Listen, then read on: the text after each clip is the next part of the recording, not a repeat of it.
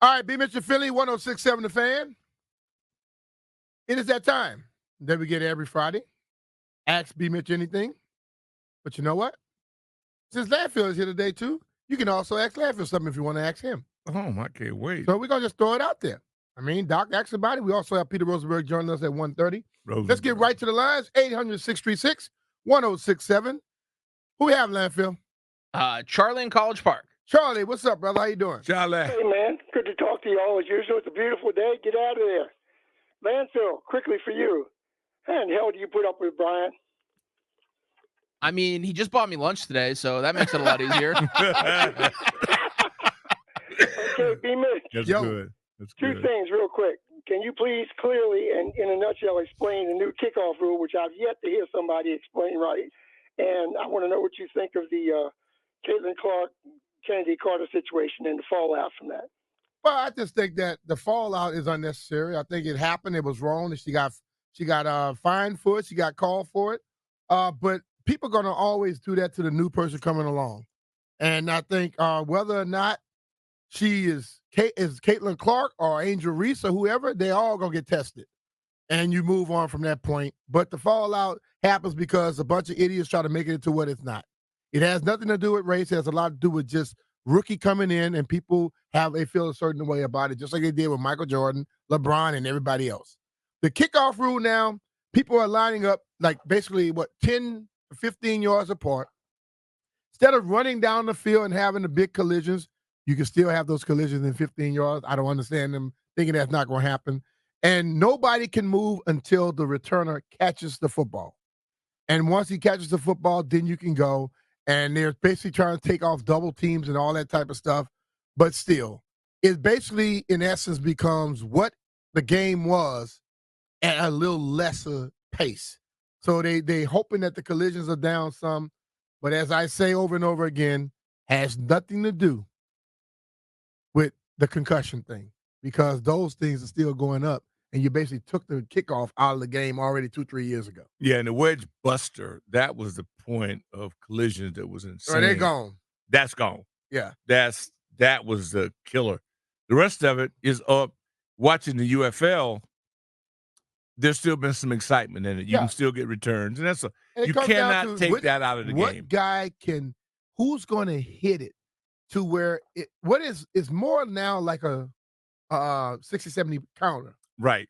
So if you're hitting it right when your blocking is set up, it's perfect. And you get through that one wave, all you got now is a kicker. Mm-hmm. And it's exciting. So it's very exciting, Mm-hmm. but there are some coaches, head coaches, GMs, special teams coaches that are lazy as hell, and they won't be very successful at it, and the ones that aren't will be very successful. Yeah. Amen. Who we have next, Landfill? Damon in Oxon Hill. Let's go to Oxon Hill. Check out D. What's up, D? What's up, D? Oh, good afternoon, gentlemen. Thanks for taking my call. Appreciate you, brother. And happy Friday to you. Same to you. All right. Mr. Mitchell, it's a two-part question, actually. All right. And it's sort of predicated. Anyway, my first question is, do you have any regrets in life? And the follow-up to it is, if so, what would it be? I have no regrets in life because I think all the things I went through, whether I made a good decision or a bad decision, has made me who I am today. You know, and I think a lot of times we do stuff and we second guess it, but instead of second guessing it, and if it was something that was absolutely wrong, don't let it happen again. If it was something that was right, if you don't keep doing the things to make that stay where it is, you're going to mess up on that too. So, no, I don't regret things that I've done. You know, whether it was good, bad, or indifferent, because we have to make mistakes sometimes to get to where we're going to go or become who we want to be. Yeah, learning experience. Yeah. Like my dad always say, man, I went through this so you don't have to go through it. I'm like, yeah, but that made you a different person. It didn't make me a different person. So I'm going to probably make some mistakes. He said, just don't let me find out. So, that's right. You know, told him later on once I left out the house and was living on my own. Yeah, away from him. Yeah. Right. All right, Landfill, who we have? Andre and Alexandria. What's up, Dre? Hey, BMitch. How you Hey, doing? BMitch and Doc, how y'all doing? What up, We're baby? good, I brother. have a question. I'm going to ask both of y'all a question for a reason. All right. Do y'all remember Twin Towers in the NBA teams that had Twin Towers? Oh yeah. Yeah. Okay. Why can't the Wizards get that with Edie and Cal Ware? I like both of those. I think you can go out there and try that today. The game does not work necessarily for the Twin Towers today. And I would say if the Twin Towers have to be not people that just need to set you up with the basketball, they have to be guys that can also use the basketball and shoot threes. Can they shoot threes? Yes, they can. Cal Ware. Look at his videos and look at his games, and then you'll see he can shoot threes. So if he's a 7-foot Daniel Gafford, they can shoot threes. So if he shoot threes, and can he handle the ball like Porzingis possibly can, or some of those guys? If he better can do than that, Porzingis. huh? He can do that better than Porzingis. Better than Porzingis. Ball handling is better. Okay. So who's gonna be that point guard? Their point guard, Poole. I don't know if that can be your point guard as you go forward. He make a lot of bad decisions. You know who played point guard at the end of the season, the last 20 games? Who? For the Wizards? Was it Poole? Danny Avdia. Danny Avdia. Okay, but my thing is, so you want the Wiz to go to a Twin Tower and nobody else in the league is doing that, and I don't think they're gonna keep up. Minnesota, where they at right now?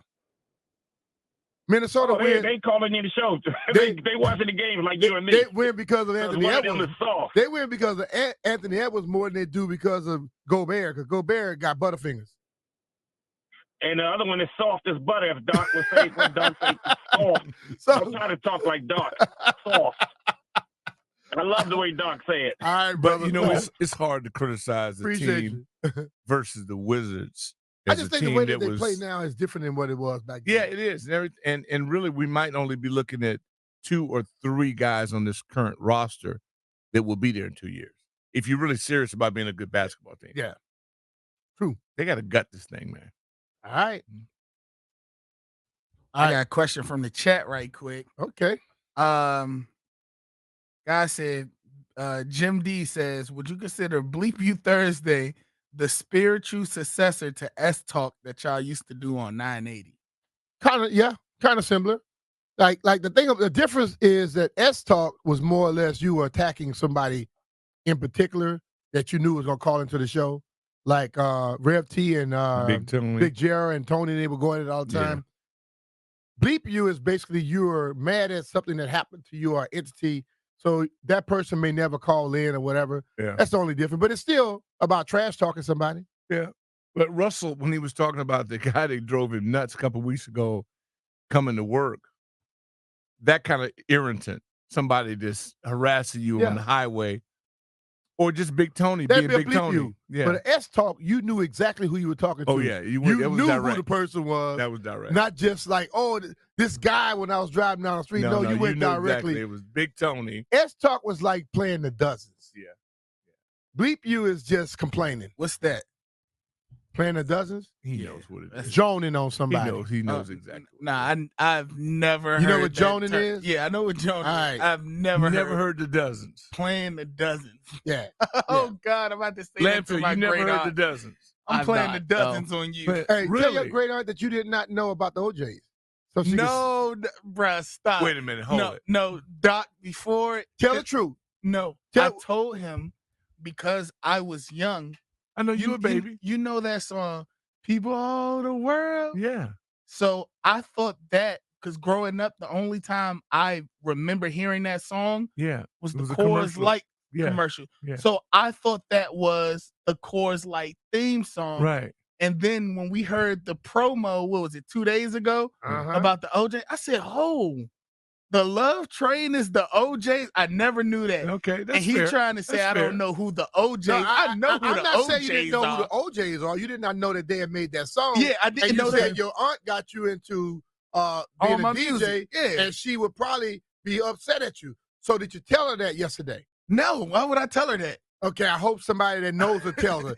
Jeff did not know that the OJs made that song. Auntie, get him when you see him. All right, who we have next? Henry in Southeast. Let's go to Southeast. Henry. Check out Henry. What's up, Henry? How you doing, brother? Hey, fellas, how y'all doing? Y'all been doing good today? Appreciate you. Yeah, behave. Hey. Yeah, we've been well behaved. Well behaved. All right, all right. Hey, I want to ask you guys one quick question. All right. I heard somebody talk about the Twin Towers. Forget that part. I just want to know this. Do the Wizards need a real center for their team? And will they be drafting someone in the second round that will be able to help them get over the hump? Because I heard Doc say blow the whole thing up, do what they got to do. But I just wondered, do they need a real center? And they should get one of the young guys from either Connecticut or Purdue. Do they need a real center? I would say yes, if that center is dominant at something. Okay, just because the guy is tall don't mean he's a center. It don't mean he's dominant. If the guy is a complete shot blocker or shot adjuster, yes, rack. Or if he's dominant like Shaq was offensively, well, that don't, you get somebody like that. I don't know if it's somebody in the draft this year that's going to get them over the hump. I think that this is going to be another year to two that they're going to begin to get plate people and pieces to get them over the hump. Strange, dude. But college between player the two young fellas, which one would you prefer? I like Klingon. I do too. I think he has more of a mid-range game, and he's going to adjust shot blocks. He's athletic enough to help you. I don't know if Edey would be as dominant in the pros as he was in college. You couldn't defend Porzingis. Porzingis is a perfect example of what you got to defend with now. Yeah. And that's what I'm saying. I think Klingon, that's a kid from UConn. Yeah, UConn. Yeah. I like him more because I think he's more athletic and can do more. He's more versatile for the pro game. You're going to need that. Because I really think if we get that, we can deal with the Sixers guy. We can, keep some of them other teams who have big guys who take over the middle. We can have somebody there for us to help us out. All right, brother. Thank you, fellas. Appreciate Good deal. A lot of interest in the Wizards here, boy. Because this is a basketball-centric area, man. We're just dying for some competency, and it looks like it's like with the Nats. Mm-hmm. You got to believe in the structure in order to be patient enough to get to the next wave. And I think that's where we are now with the Wizards. We're willing to wait. We believe now that they're making the right decisions, and now we just anxiously have to wait through it. It's like watching the Nats last night. Seeing, great 7 innings just gone to waste, but at least we got the talent to get you through 71 pitches in 7 innings. Yeah. We just got to be patient. Got to be patient enough. But that's how some of these games are. But I think we look at everything like other sports where we want it to happen yesterday. Yeah, well, that ain't happening. Sometimes baseball and basketball, it takes a few years. Yeah. Let's go to the next one, Landy. Adam in Riverdale. What's up, Adam? How you doing, brother? What up? Hey, BMitch. Glad the Doc's here for this one as well. One thing that's been bugging me for a while is, football is a very physical sport. But you hear teams get called, they're a physical football team. Yeah. So I want to know how you can not be a physical football team while playing football. Well, there are people who go out there looking to just hit somebody. There are other people who would rather talk the situation over. You have teams that are defensively, they're very physical and dominant. Offensively, they're very, very passive, or vice versa. When you look at a team like the Baltimore Ravens or the Pittsburgh Steelers and things like that, even the damn 49ers at this point, they are physical football teams. They play the whole game like that, special teams and all.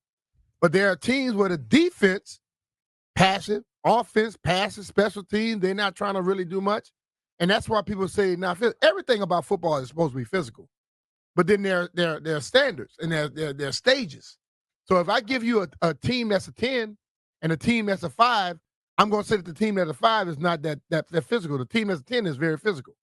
And I think that's why people make those comments. But, there are also people who don't like to touch each other, don't like to practice. You watch guys that go in to make a tackle, they jump to the ground and they try to trip you. Another guy run through your chest and try to cave your sternum in. That's physical. So it's a difference. It's the levels, not necessarily that it's not physical. It's just the levels of it. Kansas City's physical. Yeah. They're not perceived as that because of their offense is a little Andy, but they can run the ball. Chris Jones is physical. And they can stop you from running. There you go. That's how you physical. Yeah. I think physical football teams are normally named based off of that, exactly what Doc just said.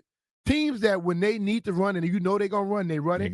And teams that know you're going to run and you have to run and they stop you, those are the teams that are considered more physical than the others. All right, Landy. We got Jupe. Juke, what's up, brother? Hey, it's always a pleasure to speak to two legends on the phone.